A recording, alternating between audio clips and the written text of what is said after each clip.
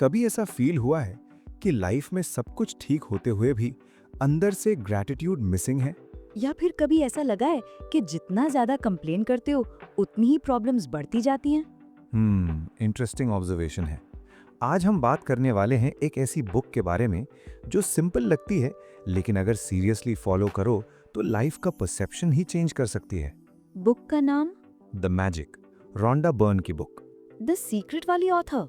Exactly, लेकिन the magic थोड़ी different है। कैसे? The secret law of attraction समझाती थी, द मैजिक एक स्टेप और आगे जाती है। ये कहती है अगर आप ग्रैटिट्यूड मास्टर कर लो तो लाइफ खुद ट्रांसफॉर्म होने लगती है। ग्रैटिट्यूड मतलब सिर्फ थैंक यू बोलने से लाइफ चेंज हो जाएगी? सिर्फ बोलने से नहीं, फील करने से। डिफरेंस बड़ा है। बहुत बड़ा, क्योंकि जब ग्रैटिट्यूड सिर्फ वर्ड्स में होती है तो इफेक्ट शैलो होता है। जब ग्रैटिट्यूड इमोशन बन जाती है तो एनर्जी शिफ्ट होती है। एनर्जी शिफ्ट मतलब? सिंपल, जिस चीज पर फोकस करते हो वो ग्रो होती है। तो अगर फोकस लैक पर होगा तो लैक ग्रो करेगा? एग्जैक्टली, और अगर फोकस ब्लेसिंग्स पर होगा तो अबंडेंस ग्रो करेगा। ये माइंडसेट शिफ्ट वाला कॉन्सेप्ट है। हाँ, लेकिन द मैजिक इसको प्रैक्टिकल एक्सरसाइजेस के थ्रू इम्प्लीमेंट करवाती है। एक्सरसाइजेस? हाँ, बुक 28 डेज का ग्रैटिट्यूड प्रैक्टिस प्रोग्राम देती है। 28 डेज तक सिर्फ ग्रैटिट्यूड? सिर्फ नहीं, स्ट्रक्चर्ड ग्रैटिट्यूड। इंटरेस्टिंग। सबसे पहला लेसन ही पावरफुल है। Before you can change your life, you have to be grateful for the life you already have. Point है। ये लाइन सिंपल है, लेकिन हम अक्सर इग्नोर कर देते हैं। एग्जैक्टली हम फ्यूचर के गोल्स के पीछे भागते हैं और प्रेजेंट ब्लेसिंग्स को इग्नोर कर देते हैं। और फिर बोलते हैं लाइफ अनफेयर है। हाँ। बुक कहती है कंप्लेंट ग्रैटिट्यूड का ऑपोजिट है। मतलब कंप्लेन करते ही मैजिक ब्लॉक हो जाता है? मेटाफोरिकली हाँ। तो शुरुआत कंप्लेंट बंद करने से होगी? नहीं, शुरुआत अवेयरनेस से होगी।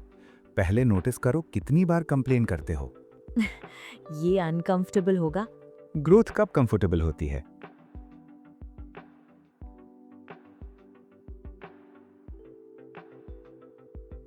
क्योंकि ह्यूमन ब्रेन सर्वाइवल के लिए वायर्ड है, अप्रिसिएशन के लिए नहीं। मतलब ब्रेन ऑटोमेटिकली प्रॉब्लम्स नोटिस करता है? एग्जैक्टली, ब्रेन का काम है डेंजर डिटेक्ट करना, इसलिए वो नेगेटिव चीजों पर ज्यादा फोकस करता है। इसलिए हम 10 अच्छी चीजें इग्नोर कर देते हैं और एक बुरी चीज पर अटक जाते हैं। बिल्कुल, और वहीं से कंप्लेंट पैटर्न स्टार्ट होता है। तो द मैजिक का मेन फोकस है कंप्लेन से ग्रेटिट्यूड की तरफ शिफ्ट करना। यस, रोंडा बर्न कहती हैं जो लोग ग्रेटफुल होते हैं वो नेचुरली ज्यादा रिसीव करते हैं। ये थोड़ा लॉ ऑफ अट्रैक्शन जैसा लग रहा है। हाँ, लेकिन ये सिर्फ मैनिफेस्टेशन नहीं है, ये साइकोलॉजी भी है। कैसे? जब आप ग्रेटफुल फील करते हो तो आपका नर्वस सिस्टम रिलैक्स होता है, स्ट्रेस कम होता है, आपका फोकस शिफ्ट होता है। तो ग्रेटिट्यूड सिर्फ स्पिरिचुअल कॉन्सेप्ट नहीं, साइंटिफिक भी है। बिल्कुल, रिसर्च भी दिखाती है कि ग्रेटिट्यूड डोपामिन और सेरोटोनिन लेवल्स इंक्रीज करता है। तो basically gratitude brain chemistry change करता है। यस, और जब ब्रेन केमिस्ट्री चेंज होती है तो परसेप्शन चेंज होता है। परसेप्शन चेंज होने से डिसीजंस चेंज होते हैं। एग्जैक्टली, और डिसीजंस चेंज होने से लाइफ डायरेक्शन चेंज होती है। Deep breath. सिंपल लग रहा है लेकिन पावरफुल है। द मैजिक का फर्स्ट प्रैक्टिस ही ये है, हर दिन 10 चीजें लिखो जिनके लिए तुम ग्रेटफुल हो। सिर्फ 10 चीजें लिखने से क्या होगा? जब आप लिखते हो तो माइंड कॉन्शियसली सर्च करता है ब्लेसिंग्स। तो फोकस ऑटोमेटिकली पॉजिटिव चीजों पर शिफ्ट होता है। हाँ, और धीरे धीरे ब्रेन का पैटर्न रिवायर होता है। लेकिन एक सवाल, अगर लाइफ में सीरियस प्रॉब्लम्स हो तो? तब ग्रैटिट्यूड और इम्पोर्टेंट हो जाता है। कैसे? क्योंकि ग्रैटिट्यूड प्रॉब्लम इग्नोर नहीं करता, वो प्रॉब्लम के बीच भी लाइट ढूंढता है। मतलब ग्रैटिट्यूड डिनायल नहीं है? नहीं, ग्रैटिट्यूड स्ट्रेंथ है। बुक में एक लाइन थी ना, gratitude turns what you have into enough. Yes, और जब इनफ फील होता है तब ग्रीड और कंपैरिजन कम हो जाता है। तो ग्रैटिट्यूड अबंडेंस माइंडसेट क्रिएट करता है। एग्जैक्टली, और अबंडेंस माइंडसेट फियर को कम करता है। पॉज। फियर कम होगा तो लाइफ डिसीजंस बोल्ड होंगे। बिल्कुल, यही द मैजिक का हिडन पावर है। तो बेसिकली ग्रैटिट्यूड एक इमोशनल फ्रीक्वेंसी है। हाँ, और जिस फ्रीक्वेंसी पर आप ऑपरेट करते हो वैसे एक्सपीरियंसेस अट्रैक्ट होते हैं। ये डीप हो रहा है। अभी तो शुरुआत है। तो अब तक हमने ग्रैटिट्यूड का कॉन्सेप्ट समझा, लेकिन बुक प्रैक्टिकल कैसे बनाती है इसको? द मैजिक का रियल पावर उसके डेली प्रैक्टिसेस में है। हर दिन एक स्पेसिफिक एरिया पर ग्रैटिट्यूड फोकस करना। कौन से areas? Health, money, relationships, work, even छोटी डेली चीजें। हेल्थ से स्टार्ट करते हैं। बुक कहती है अगर आप हेल्दी हो तो आप दुनिया के सबसे लकी लोगों में हो। लेकिन लोग हेल्थ को तब वैल्यू करते हैं जब वो लूज होने लगती है। एग्जैक्टली हम तब तक थैंकफुल नहीं होते जब तक चीज चली नहीं जाती। तो ग्रैटिट्यूड हेल्थ को प्रोटेक्ट करता है। इनडायरेक्टली हाँ, जब आप बॉडी को थैंक करते हो तो आप उसका ख्याल रखने लगते हो। इंटरेस्टिंग। अगर आप रोज कंप्लेन करते हो मेरा बॉडी ऐसा है, मेरा फेस वैसा है, तो आप सेल्फ क्रिटिसिज्म मोड में रहते हो। और सेल्फ क्रिटिसिज्म स्ट्रेस क्रिएट करता है। बिल्कुल, स्ट्रेस इम्यूनिटी को वीकन करता है। तो ग्रैटिट्यूड स्ट्रेस को काउंटर करता है। हाँ, बुक सजेस्ट करती है हर दिन अपने बॉडी के पार्ट्स को मेंटली थैंक करो। थोड़ा अनयूजुअल लग रहा है। हाँ, लेकिन पावरफुल है। एग्जाम्पल? जैसे थैंक यू मेरी आंखों को जो मुझे दुनिया दिखा रही हैं। थैंक यू मेरे हार्ट को जो बिना रुके धड़क रहा है। पॉज। ये इमोशनल हो सकता है। एग्जैक्टली जब इमोशन अटैच होता है तब एनर्जी शिफ्ट होती है। मनी के केस में ग्रैटिट्यूड कैसे काम करता है? ये इंटरेस्टिंग पार्ट है। बुक कहती है पैसे के बारे में कंप्लेन करना पैसे को और दूर करता है। मतलब अगर मैं बोलता रहूं मेरे पास पैसे नहीं है तो वो पैटर्न स्ट्रांग होता है। एग्जैक्टली आप लैक पर फोकस कर रहे हो। तो क्या करना चाहिए? हर पैसा जो आपके पास है उसके लिए ग्रेटफुल होना। इवन छोटी अमाउंट? स्पेशली छोटी अमाउंट। क्यों? क्योंकि ग्रैटिट्यूड अमाउंट नहीं देखता, एनर्जी देखता है। तो अगर मैं 100 रुपीस के लिए जेन्युइनली थैंकफुल हूँ तो मैं अबंडेंस फील करूंगा।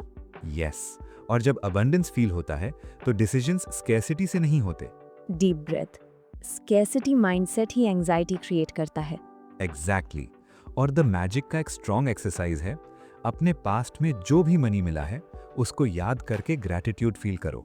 मतलब सैलरी, गिफ्ट, हेल्प, सब, क्योंकि जब आप रियलाइज करते हो कि लाइफ ने ऑलरेडी सपोर्ट किया है तो ट्रस्ट बिल्ड होता है। ट्रस्ट बिल्ड होगा तो फियर कम होगा। और फियर कम होगा तो रिस्क लेने की हिम्मत बढ़ेगी। तो ग्रैटिट्यूड इनडायरेक्टली ग्रोथ को सपोर्ट करता है।